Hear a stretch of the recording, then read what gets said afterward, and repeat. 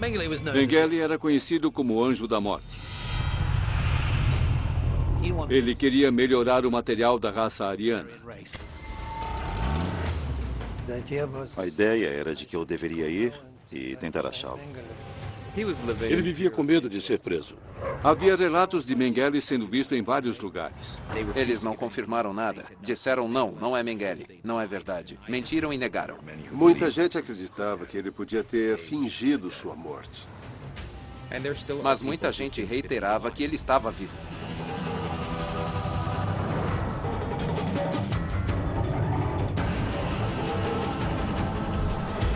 Caçadores de nazistas na América Latina. Joseph Mengele.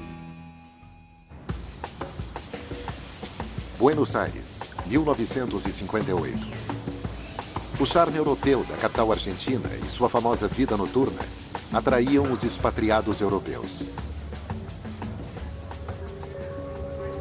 Também eram um imã para os criminosos de guerra nazistas, para fugitivos como o Dr. Joseph Mengele, o Anjo da Morte.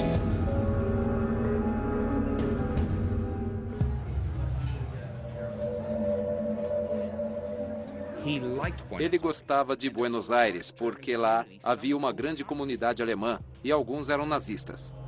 Ele tinha um pouco de dinheiro, gostava da boa vida e certamente era muito bem relacionado. Ele conhecia Hans Rudel, o piloto mais condecorado de Hitler. Conhecia também William Sassens, criminoso de guerra da Bélgica procurado. Ainda era um nazista muito apaixonado.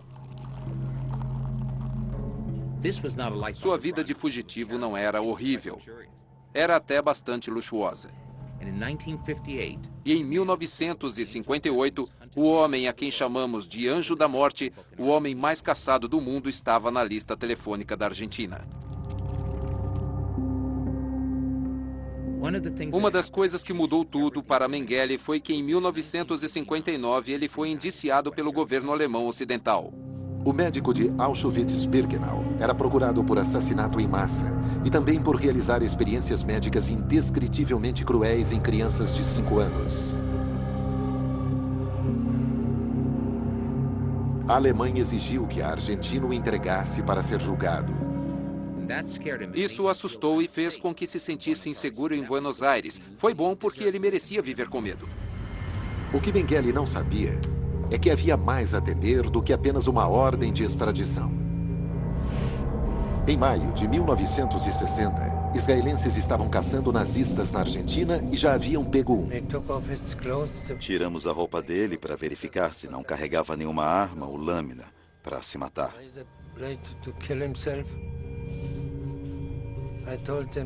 Eu lhe disse quem éramos e o que queríamos dele. Adolf Eichmann, o arquiteto da solução final de Hitler, estava nas mãos de Israel. Depois de ter sequestrado Eichmann, Zvi Aharoni o interrogou, perguntando: onde está Mengele? Mas Eichmann se recusou a responder qualquer pergunta desse tipo. Eichmann foi absolutamente leal e disse: não faço ideia de onde ele está. Na verdade, os dois haviam tomado café com bolo várias vezes em Buenos Aires. Eichmann e Mengele se encontraram no Café ABC, mas não se davam muito bem. Ele via Eichmann como um oficial de classe inferior que vivia numa área horrível da Argentina, no subúrbio de Buenos Aires. Mengele era mais régio, se associou a intelectuais e esteve no topo do Reich. Eichmann estava no raso, ele era da classe trabalhadora em uma fábrica da Mercedes. Os interrogadores do Mossad tanto pressionaram até que finalmente Eichmann cedeu. Ele sabia que Mengele estava em algum lugar da Argentina, talvez em Buenos Aires, mas não tinha contato com ele. Eles haviam se encontrado, mas Eichmann não tinha ideia do endereço dele e nem o que estava fazendo. Para o Mossad, Mengele estava no topo junto com Eichmann em sua lista de mais procurados. Mengele era o pior nome em Israel, mais do que Eichmann. Ele era um açougueiro. O grande interesse de Mengele era na genética. Ele queria ver como podia melhorar o material da raça ariana e assim propagar uma raça superior. O campo de concentração de Auschwitz-Birkenau era a base do infernal laboratório médico de Mengele.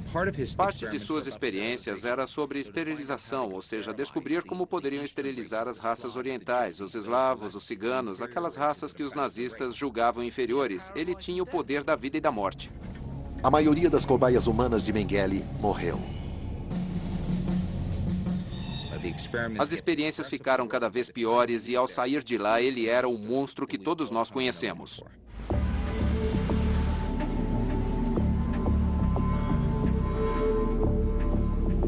Três dias após o sequestro de Eichmann, o agente Eitan se encontra com Isser Harel.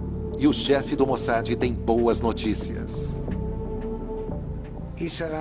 Isser havia descoberto o endereço de Mengele em Buenos Aires. Isser Harel estava muito animado. Posso trazer os dois. Posso trazer Eichmann e Mengele. O chefe do Mossad queria montar um ataque com força total. Ele queria fazer uma segunda operação, mesmo com a primeira não tendo sido finalizada. Isso não era bom. Ao se envolver em duas coisas ao mesmo tempo, multiplica-se o risco de fracasso. E eu fui, então, contra a ideia. Mas como Harel não queria perder aquela que poderia ser a sua única chance de capturar o médico, passou por cima de seus agentes. E a Operação Mengele teve início.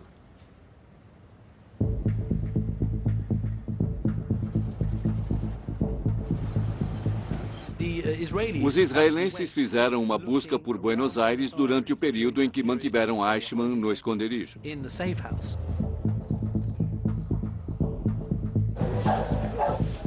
Eles vigiaram uma pensão onde suspeitavam de que Mengele estivesse vivendo.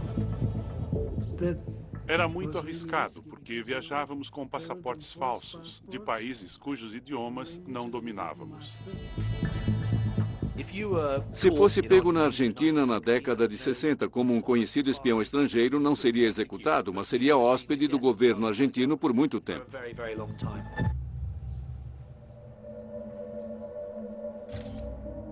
Os agentes do Mossad localizaram o criminoso de guerra nazista Joseph Mengele no que esperavam que fosse seu esconderijo em Buenos Aires.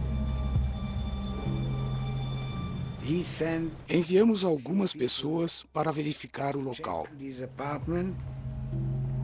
Foram feitas perguntas bastante diretas sobre onde ele estava e foram até aquela pensão onde achavam que ele vivia e perguntaram: é aqui que o Dr. Mengele mora? E esperávamos que eles dissessem: ah, sim, o Dr. Mengele, sim, ele mora aqui. O risco era definitivamente a comunidade alemã de Buenos Aires, uma comunidade de 250 mil pessoas. Foi essa grande comunidade alemã que atraiu nazistas como Eichmann e Mengele para a Argentina. O regime totalitário do país, liderado por Juan Perón, fez com que se sentissem em casa. Todos se perguntam por quê. Porque a América do Sul e a Argentina, em particular, se tornaram um local para onde os nazistas foram depois da guerra. E a verdade é que já havia vínculos entre os nazistas e a Argentina durante a guerra. Na guerra, Perón e o governo argentino tinham acordos secretos com o serviço estrangeiro de espionagem de Himmler. Quando a guerra terminou, a extensão natural do papel da Argentina durante a guerra era receber os nazistas.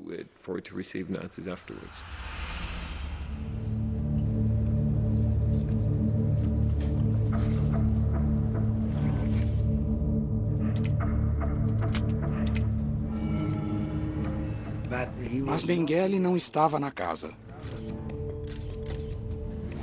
A verdade é que não conseguimos encontrá-lo. Ou seja, ele havia se escondido muito melhor do que Eichmann.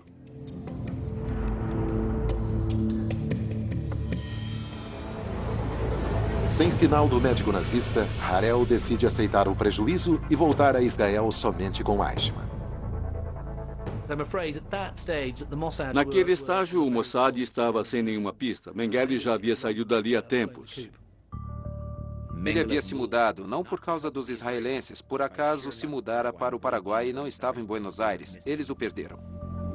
Em dezembro de 1961, um tribunal de Israel condenou Adolf Eichmann e em 1962 o enforcou por seus crimes. Mas o chefe do Mossad, Isser Harel, não havia desistido de Joseph Mengele. Harel ainda estava decidido que Mengele era alguém que queriam capturar. Ele era uma figura notória. A Haroni, então, recebeu a missão de montar uma operação para encontrá-lo. O agente sênior do Mossad, Zvi Haroni, volta então à América do Sul para rastrear o médico nazista. Minha missão era tentar encontrá-lo. Disfarçado como um historiador que escrevia um livro sobre a SS, Zvi e seus agentes vasculharam Argentina, Uruguai, Bolívia e Chile. Algumas informações indicavam o Paraguai. Mas quando chegamos lá, ele já havia partido.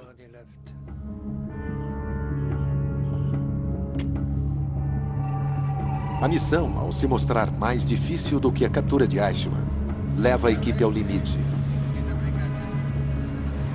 Finalmente, depois de 2 anos de busca, conseguem algo.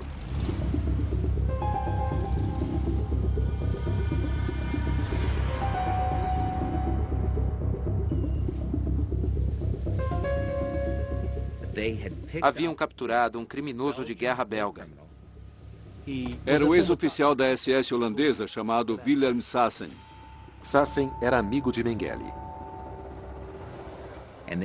Foi dito então a ele: vamos levá-lo a julgamento por crimes de guerra, a menos que nos dê algo melhor. E ele disse: eu lhes darei Mengele. Sassen estava conectado à rede e sugeriu que Mengele estava no Brasil. A Haroni e sua equipe foram então para lá.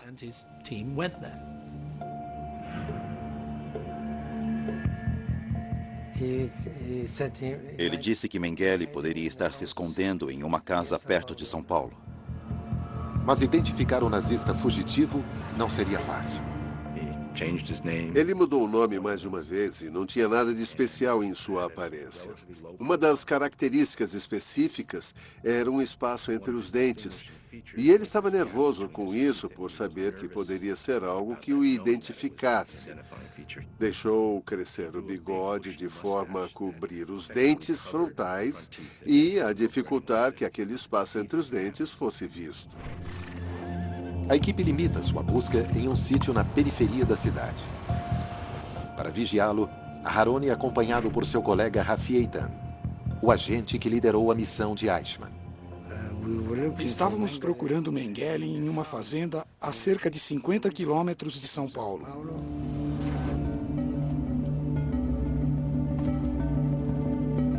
Os espiões israelenses passam dias vigiando o rancho.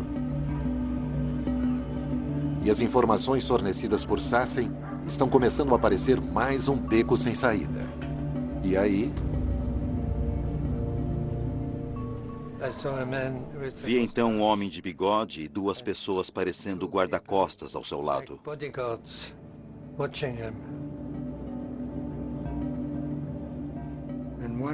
Um deles era definitivamente Mengele.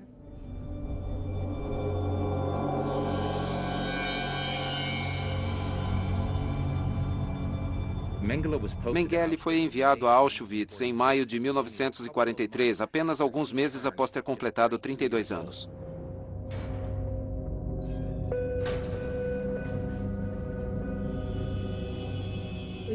Éramos colocados em vagões de gado. As pessoas rezavam, choravam.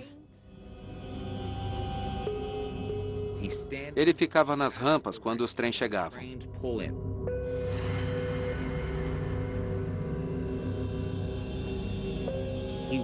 Queria estar lá para selecionar as pessoas para a direita ou para a esquerda. Aqueles que viveriam e os que morreriam. Os mais fortes eram escolhidos para trabalho escravo. Crianças pequenas, idosos e enfermos eram enviados direto para as câmaras de gás. E todos entendiam que não havia mais saída. Ele buscava vítimas para suas experiências. O que Mengele queria eram gêmeos. Uma das melhores formas de ver como os genes funcionam é analisar gêmeos idênticos. Em um você faz a experiência, o outro é o controle e não faz nada. Aí você pode ver as alterações comparando um contra o outro. Ele injetava pigmentos coloridos diferentes nos olhos dos prisioneiros. Usou gêmeos para tentar descobrir o segredo do que ele via como o nascimento gêmeo. E isso envolvia, em alguns casos, dar um tiro na nuca de gêmeos e dissecar os cadáveres para ver o que estava acontecendo.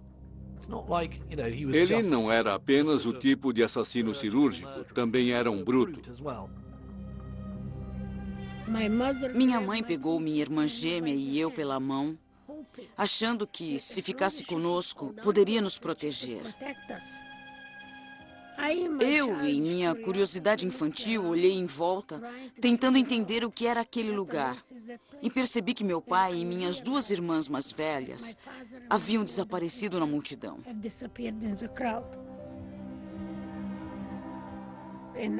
Um nazista estava correndo e gritando em alemão: "Gêmeas, gêmeas!" Estávamos usando, como sempre, roupas iguais. E nesse dia eram vestidos cor de vinho. Ele perguntou à minha mãe se éramos gêmeas. E como minha mãe não sabia o que dizer, perguntou se aquilo era bom. O nazista indicou que sim. E então minha mãe disse sim. Eu lembro de olhar para trás e ver seus braços esticados em desespero, enquanto ela era afastada. Eu nunca pude me despedir dela.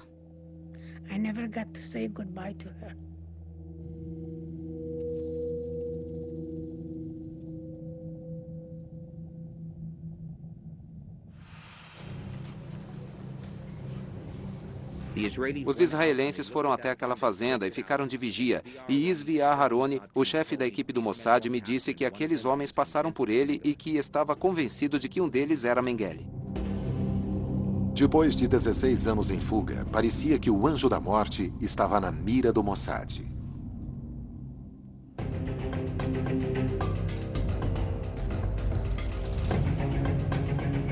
Os agentes israelenses acreditavam ter visto o fugitivo nazista mais famoso do mundo. Estava certo de que havíamos visto Mengele. Por ora, a missão da equipe está limitada à vigilância. Eles voltam então a Israel para planejar o passo seguinte. O agente Zvi Aharoni faz um relatório ao chefe do Mossad, Isser Harel. Harel não acreditava em seus agentes. Aharoni disse que, como agente de campo, ele achava que o homem que vira era Mengele e que isso era o bastante para prosseguir. Mas Harel disse a ele que estavam em 1961, que já haviam se passado 16 anos do final da guerra e que ele estava fazendo uma identificação visual baseado na fotografia de alguém tirada em 1938 pela SS e que precisavam então de mais provas. Harel manda cancelar a operação, dizendo que tinham outras coisas a fazer e que havia problemas maiores em casa. Nasser, presidente do Egito, havia lançado foguetes capazes de atingir Israel e cientistas espaciais alemães estavam lá trabalhando neles. Isser Harel passou então o ano seguinte tramando um golpe para assassinar aqueles cientistas espaciais. A Operação Mengele foi então engavetada e a unidade de caça aos nazistas do Mossad foi silenciosamente desmembrada. E Mengele continuou vivo. Mas o médico nazista não estava mais aproveitando a boa vida. Depois de 1959, quando teve que fugir da Argentina por causa do pedido de extradição, sua vida piorou de forma acentuada. Mengele estava ficando cada vez mais paranoico, achava que seria pego e vivia em constante nervosismo. Joseph Mengele não sabia que o Mossad havia desistido de sua busca. Mas continuava com medo de que, como Adolf Eichmann, ele também seria sequestrado e enforcado por seus crimes. Ele acabou se refugiando em pequenos sítios no interior do Brasil. Construiu uma torre de vigia em um desses sítios em que vivia, e ele a usava para vigiar as áreas vizinhas e os quilômetros ao redor. Era uma posição muito estratégica. Também andava com uma matilha de cães. Ele era uma figura muito paranoica e instável.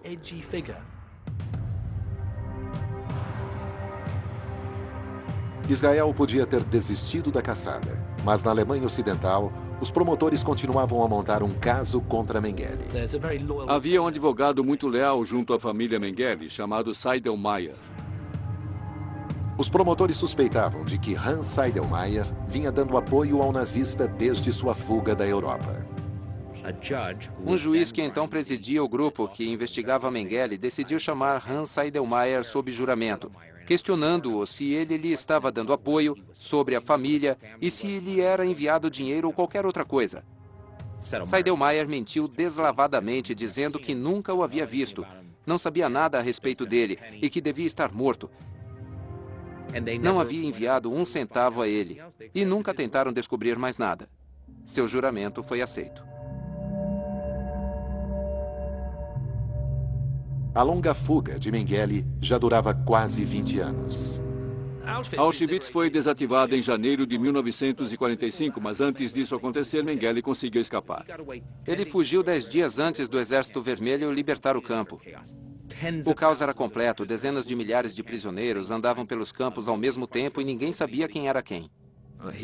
Mengele fugiu com uma mala cheia de pesquisas científicas. Ao ser preso pelos americanos em junho de 1945, o que o salvou foi sua vaidade. Quando entrou para a SS, era obrigatório fazer tatuagem com o tipo sanguíneo sob os braços. Assim, se estivesse ferido e inconsciente, saberiam o tipo de sangue para as transfusões. Ele era exigente, narcisista e aparentemente não queria fazer uma tatuagem. Mengele não queria danificar seu corpo. Ele nunca teve aquela marca distinta de um homem ou oficial da SS, e isso realmente o ajudou. Nos dias após o final da guerra, havia um teste bastante simples. Tire a camisa, levante os braços. Se encontrasse uma tatuagem, eles o colocavam em um lado e o interrogavam. Se não houvesse a tatuagem e contasse alguma história razoável, a pessoa era liberada. E foi o que aconteceu com ele. Mengele andou então pela Alemanha em direção à sua cidade. Mengele, porém, não voltou e não viveu abertamente com seu próprio nome em sua cidade natal. Viveu sob um nome falso em uma fazenda na Bavária. Lá ele trabalhou por 2 ou 3 anos. Investigadores americanos apareceram na casa de sua esposa e perguntaram: "Sabe o que aconteceu ao seu marido?" E ela respondeu: "Soube que morreu na Frente Oriental", e encerraram o caso. Mas a família de Mengele sabia que ele estava vivo. Até lhe enviaram dinheiro via Hans Seidelmayer. Ele vinha de uma família muito rica. A família de Mengele fabricava maquinário para fazendas na Alemanha. A família dele era dona da maior empresa de Günzburg, que era uma cidade industrial. Mas enquanto o Dr. Mengele ficasse na Alemanha, continuaria correndo risco. Ele vivia com medo de ser preso. Viu o que aconteceu com os nazistas no julgamento de Nuremberg, no qual todos os líderes foram julgados, condenados e executados por enforcamento. Ele sabia que, como ex-médico em Auschwitz, provavelmente teria o mesmo destino caso fosse pego. Ele entrou então em contato com sua família em Günzburg e Seidelmayer o colocou em contato com diversas pessoas que podiam ajudá-lo. Se tivesse dinheiro suficiente, podia fugir. Ele foi então para a Áustria. Da Áustria, ele foi para a Itália. E, como tantos outros nazistas, chegou a Gênova. Lá ele conseguiu um visto de entrada para a Argentina em nome de Helmut Gregor e embarcou em um navio chamado Nord King para Buenos Aires. Mengele desembarcou na Argentina em agosto de 1949. E logo começou a vender maquinário de fazenda na América do Sul. Seu negócio prosperava. De 1949 até 1959, os 10 anos que passou na Argentina foram anos muito bons. Mas depois que seu colega da SS, Adolf Eichmann, foi sequestrado e condenado, o mundo de Mengele começou a desmoronar. E pode acreditar, nada assustou mais os criminosos de guerra nazistas na América do Sul do que aquela condenação. Estragou a vida de todo mundo, principalmente a de Mengele. Ele passou por diversas fazendas. Era como um administrador de fazendas itinerante, na verdade, no Paraguai e no Brasil. E, em determinado momento, quando ele estava numa fazenda no Brasil, um bezerro tinha uma hérnia e Mengele pegou seus instrumentos cirúrgicos e realizou uma cirurgia incrivelmente delicada. E, com sucesso, removeu a hérnia. Os trabalhadores da fazenda perceberam, então, que ele não era apenas o administrador de fazendas suíço que dizia ser. Perceberam que era também outra coisa. Embora o Mossad não tenha conseguido capturá-lo, a vida livre e descuidada de Mengele acabara para sempre. Mengele ficava cada vez mais isolado e deprimido, e acaba em um bangalô muito modesto na periferia de São Paulo. Ironicamente, conforme a sorte de Mengele diminui, sua lenda cresce de forma cada vez mais bizarra. Durante o final dos anos 60 e começo dos 70, a reputação de Mengele cresceu de forma desproporcional. Foi parcialmente alimentada por Simon Wiesenthal, que o usou como uma figura emblemática. Ele era o nazista que todos queriam capturar. Esse é o malvadão, ele é o anjo da morte. Pessoas como Simon Wiesenthal ou os Klarsfeld, em Paris, mantinham a chama viva. Sabíamos que Mengele estava vivendo no Paraguai. E então protestei junto ao Ministério da Justiça, querendo obter informações sobre o destino de Mengele. Mas para os Klarsfeld procurarem por ele, talvez tenha sido tarde demais. Muita gente continuava absolutamente convencida de que Mengele estava no Paraguai todo o tempo durante o final dos anos 60 e começo dos anos 70. Mas nessa época, ele já havia saído daquele país.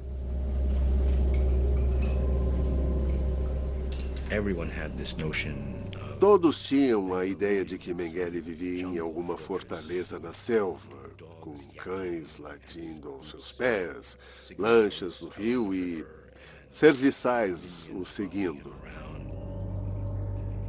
É o Mengele da cultura popular. Os meninos do Brasil, o terno branco, o nazista todo-poderoso escondido na selva. O material do mito. Achávamos que Hollywood estava fazendo documentários ao invés de filmes. Na verdade, ele levou uma vida bem miserável. Ele desenvolveu um terrível tique nervoso. Mastigava as pontas de seu bigode. Mastigava tanto que acabava com uma bola de pelos na boca.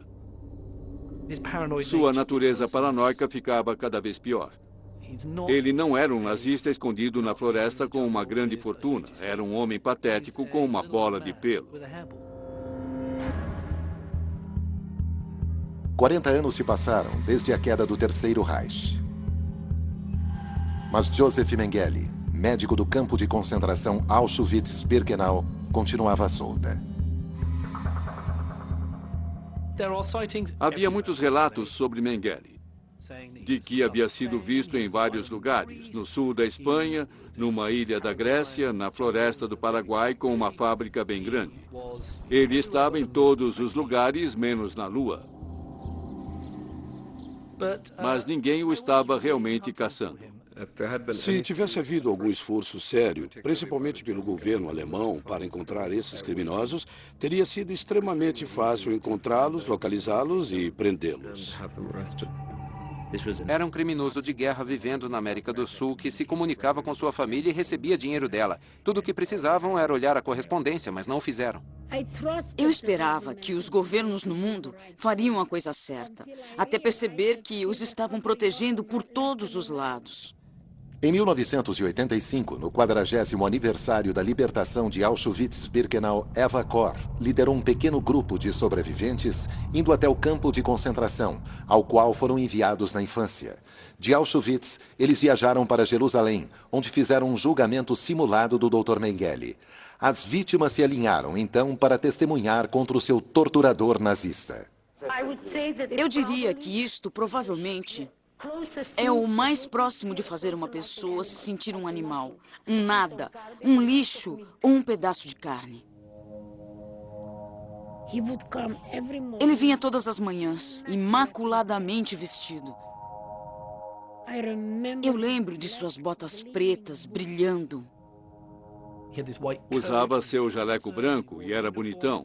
Usava o uniforme, era uma figura imensamente poderosa. Injetaram-me algo que me deixou muito doente.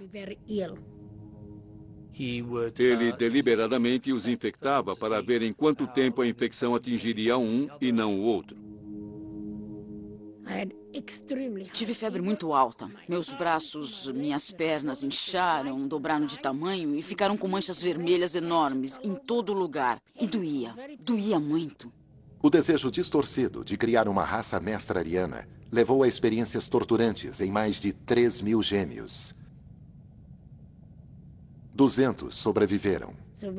Quando Mengele entrou com os outros 4 médicos e olhou para o quadro de febre, ele disse, rindo com sarcasmo, que pena, tão jovem.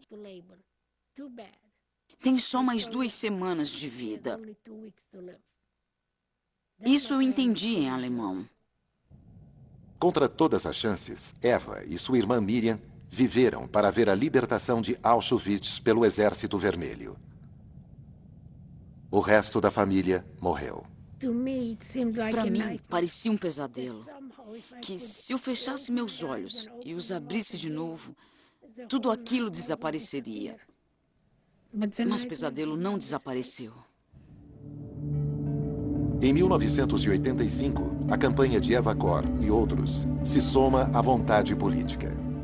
A pressão aumentava sobre o governo alemão, sobre os americanos, os israelenses, por causa do julgamento simulado. Apareceram recompensas multimilionárias por Mengele. Autoridades de 3 nações se reuniram para coordenar esforços. Os alemães foram os anfitriões e havia gente de diversas agências em Israel e o US Marshal Service estava lá. Dias depois, a equipe internacional decidiu seguir uma dica promissora. O amigo e advogado de Mengele, Hans Seidelmayer, havia deixado escapar para um amigo que ele sustentava Mengele há muitos anos e o amigo alertou as autoridades. Após isso, o promotor-chefe em Frankfurt concedeu um mandado de busca para a casa de Seidelmayer.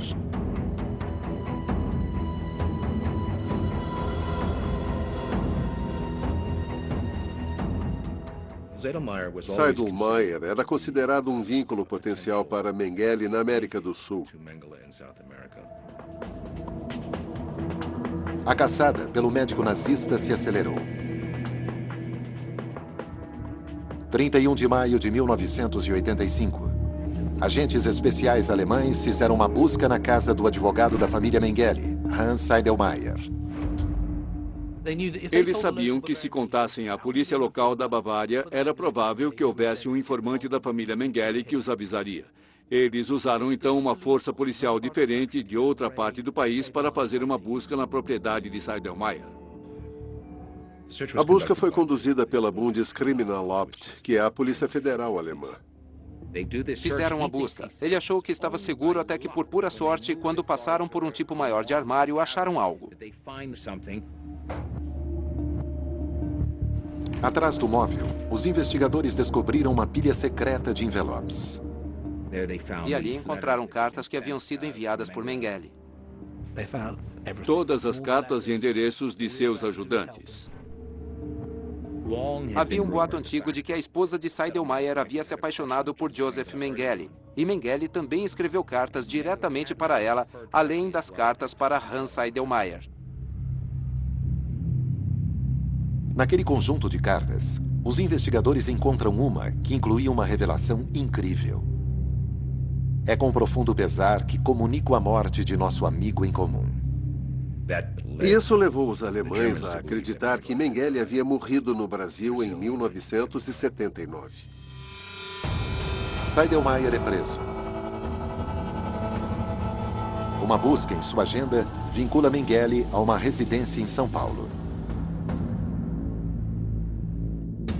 David Marwell, um investigador junto ao Departamento de Justiça dos Estados Unidos, faz parte da força internacional que busca o nazista.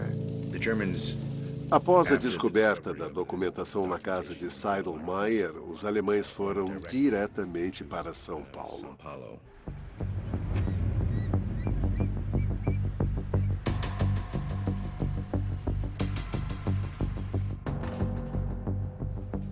A polícia brasileira foi envolvida. Romeu Tuma era o delegado que liderava a investigação brasileira para a Polícia Federal, e foi ele quem recebeu o material dos alemães. Tuma rapidamente descobriu quem vivia no endereço de São Paulo. Uma família alemã chamada Bosser.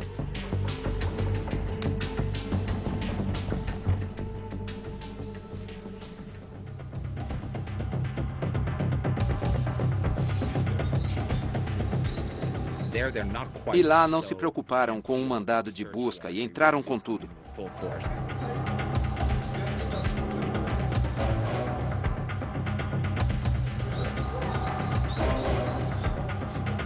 A polícia perguntou a eles sobre seu vínculo com Mengele. E eles se recusaram a dar qualquer informação. Disseram, não, não é Mengele, não é verdade. Eles mentiram e negaram.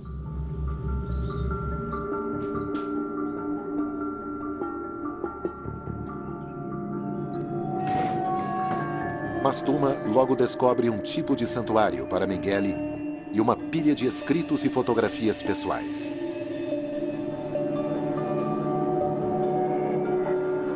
A verdade sobre um dos mais longos mistérios era finalmente revelada. E finalmente eles admitiram. A família admitiu ter abrigado Mengele durante os últimos anos de sua vida. E daí disseram onde havia morrido e onde haviam enterrado.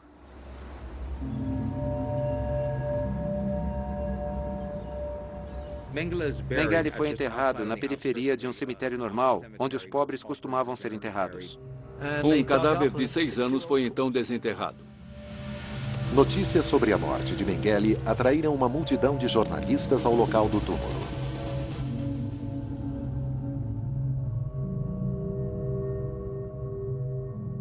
E lá estava o crânio de Mengele para todos verem, e foi mostrado para as câmeras de uma forma meio bizarra.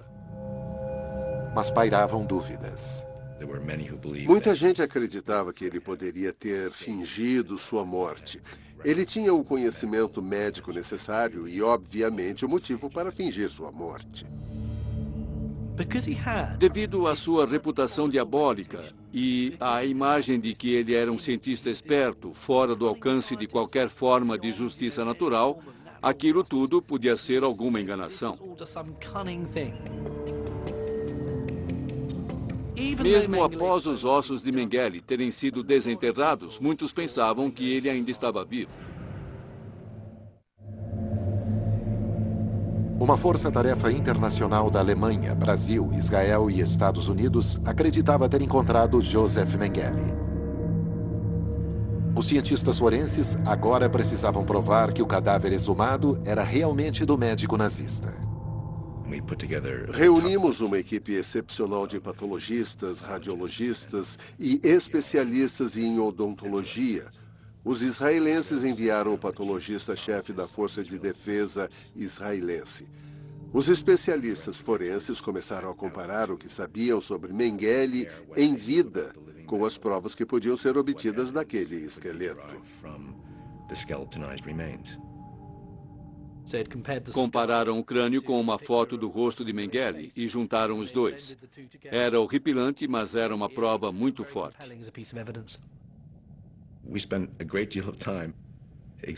Passamos muito tempo examinando os ossos que foram descobertos naquele túmulo e eu tenho certeza de que os ossos eram de Joseph Mengele.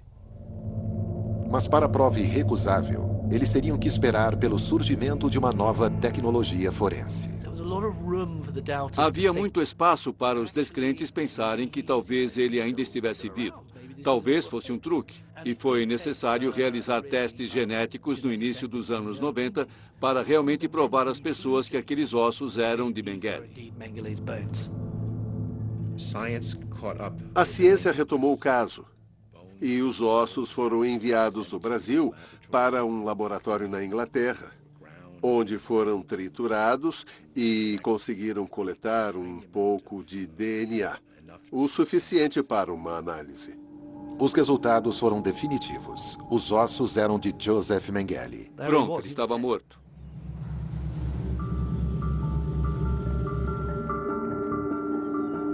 A caçada por Joseph Mengele havia chegado ao fim, e os detalhes de sua morte foram revelados. A morte de Mengele foi, em muitos aspectos, patética. E foi o tipo de morte patética que ele merecia. Com alguns amigos, ele foi levado à praia de Bertioga, que fica a 100 ou 120 quilômetros ao sul de São Paulo. Lá, eles ficaram numa casa de praia que possuíam, bem pequena, e os amigos o convenceram a nadar um pouco. Mengele sempre se recusava a sair, dizia, eu não gosto de sol, e também pensava que poderia ser visto por alguém. Mas uma hora ele disse, está bem, eu vou.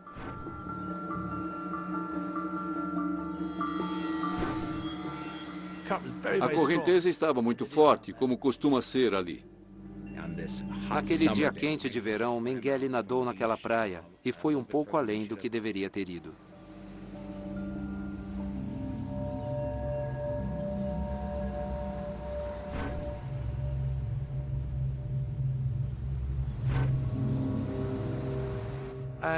E ficou claro, depois de alguns minutos, que ele estava com problemas.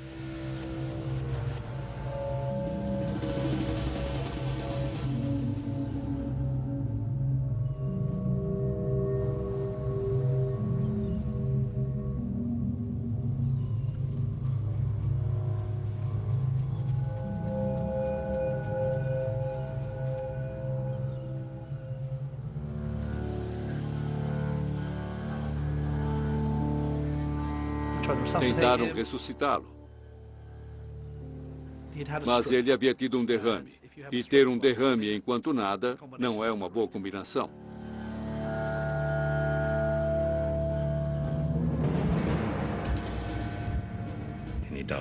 Ele morreu na água, por afogamento ou pelo derrame em si.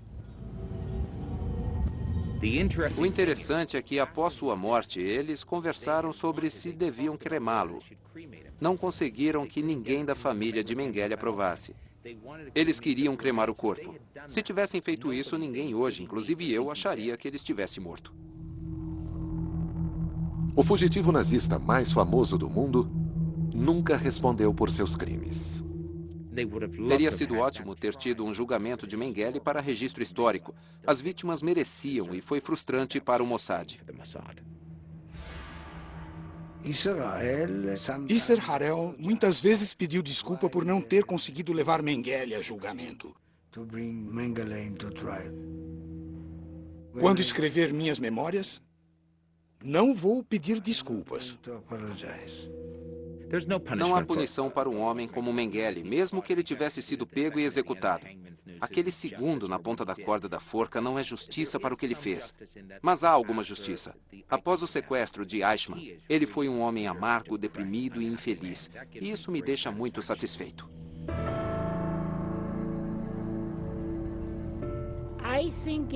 Acho que, de certa forma, tenho pena de pessoas como Joseph Mengele. Porque eles tinham um conceito deturpado do que é certo e do que é errado. Eu não acredito que os criminosos escaparam em liberdade. Acho que tiveram uma vida miserável, cheia de culpa. Se está procurando por pinceladas de justiça em tudo isso, ele não levou a vida que muitos fantasiaram. Não foi uma vida confortável. Mengele morreu na velhice. Que arda no inferno. Versão Marshmallow São Paulo.